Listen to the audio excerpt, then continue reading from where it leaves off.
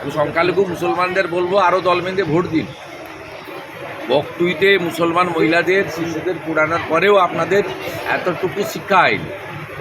এবারেও দল বেঁধে ভোট দিয়েছেন, 100টা ভোটের মধ্যে 95টা ভোট দিয়েছেন চোর তৃণমূল। রোশনারা বিবিকে কেন করেছেন? ভারতবর্ষের কি কারোর কোনো নাগরিকদের অধিকার নেই তার রাজনৈতিক মত প্রকাশ করা? নগ্ন করে 1 কিলোমিটার দিনের বেলা। এটা সিবিআই তদন্ত হওয়া উচিত। সিবিআই তদন্তের জন্য আইনি লড়াইও করব। আর আগামীকাল সোমবার বিধানসভার বাইরে, যেহেতু বিধানসভার অধিবেশন এখন নেই, আমাদের বিজেপির মহিলা সদস্যরা যারা কলকাতা বা আশেপাশে থাকবেন তারা কালকে সিবিআই তদন্তের দাবিতে ধর্ণা প্রদর্শন শুরু করবে।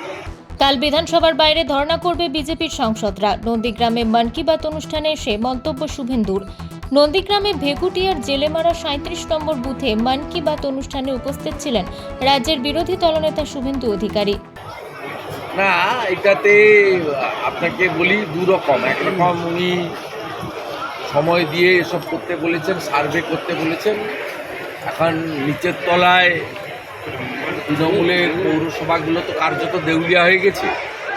তারা এই হকার উচ্ছেদ নামে বাড়িতে লোকজন আসে না। ওদের কিছু লোকজন যাচ্ছে, অনুরোধ করছে আমারটা দেখে দিন, এদের কাছে ভিড়ছে। আর পুলিশ আর পৌরসভা মিলে টাকা তোলার ব্যবস্থা হচ্ছে। তোমাদের এলাকাটা ছাড় দিয়ে দেবো, তোমাদের এলাকাটা ভেঙে দেবো, টাকা তোলার জন্য। ওদের খুব খরা চলছে। ওদের টাকা পয়সার আমদানি ইডি সিবিআইয়ের মতোই অনেকটা বন্ধ হয়ে গেছে। এই খরা চলছে, এই নামে এখন তোমাদেরকে রেখে দেবো, তোমাদেরকে তুলে দেবো, এই দুটো ব্যবসা করে যদি কিছু টাকা কামাই করা যায়। 37 নম্বর বুথের অঞ্চল প্রেসিডেন্টের বাড়িতে মন কি বাত অনুষ্ঠান শোনেন তিনি। অনুষ্ঠান শেষে সংবাদ মাধ্যমে তিনি বলেন, কোচবিহারে বিজেপি করার অপরাধে একজন মহিলা বিজেপি কর্মীকে করে করা হয়। শুভেন্দু অধিকারী বলেন, এটা নিয়ে পুরো ভারতবর্ষ জুড়ে নিন্দার ঝড় উঠেছে। যারা মণিপুর নিয়ে গলা ফাটান তাদের আসল চরিত্র স্বরূপ মমতা ব্যানার্জির মুখ আর মুখোশ প্রকাশিত হয়েছে।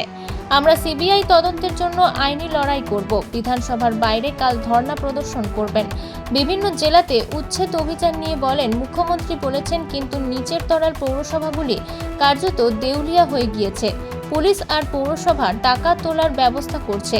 কিছু লোককে তুলে সেই জায়গায় রোহিঙ্গাদের এনে বসিয়ে দেবে। ডিএসডি এর প্রয়োজনীয়তা নেই বলেছিলেন মুখ্যমন্ত্রী। সেই প্রসঙ্গে বলেন, এইগুলি বাম আমলে তৈরি হয়েছিল। এদের উদ্দেশ্য ছিল শিল্প, বাণিজ্য ও নগরায়ন করবে। মুখ্যমন্ত্রী 11 সালে এসে এইগুলো তুলে দেন। নন্দীগ্রামে 47টা মামলা করেছে। একই লোকের হাতের লেখায় 32টা এফআইআর, পুরো ম্যানুফ্যাকচার করায়। এখনকার এসপি আইসি মমতার নির্দেশে তাকে খুশি করতে এইগুলো করছে। বিজেপি করার অপরাধে নন্দীগ্রামে বিজেপির মণ্ডল প্রেসিডেন্টকে ইলেকশনের আগের দিন গ্রেপ্তার করা হয়। ধন্যবাদ মমতা পুলিশকে, গ্রেপ্তার করেছিলেন বলেই মানুষ এই জায়গায় 1000 ভোটের লিড দিয়েছে। তাই এর বাড়িতে মন কি বাত করে গেলাম। এই নিম্ন মেধার অর্ধশিক্ষিত মুখ্যমন্ত্রী হলে যা হয়। এইসব প্রতিষ্ঠানগুলো তৈরি হয়েছিল বিগত সরকারের আমলে বা তার আগের সরকারের আমলে।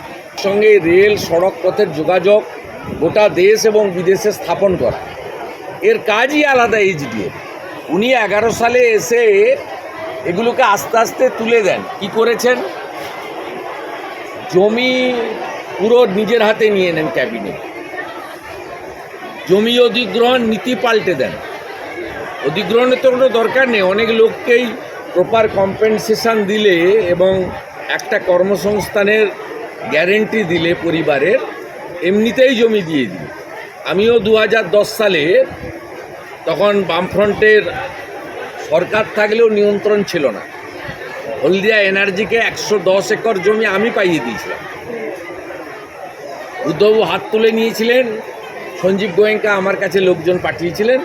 আমি এডি অপরাধে ভারতীয় জনতা পার্টির মণ্ডল প্রেসিডেন্ট, যে জীবনে একটা মশা মাছি মেরেছে কিনা গ্রামের লোক বলতে পারবে না, যে সব মারামারিতে থাকে না।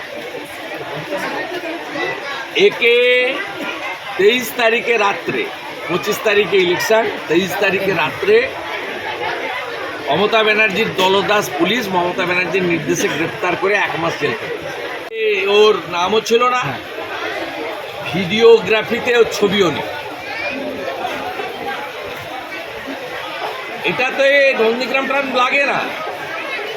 নন্দীগ্রামে 20 দিনে 47টা মামলা করেছে ভোটের আগে। এই ভেকুটিয়া অঞ্চলের কত কার্যকর্তা জেল খেটেছে তার কোনো সীমা নেই। জাহাঙ্গীর বাদশাহ রিপোর্ট, জেবি নিউজ।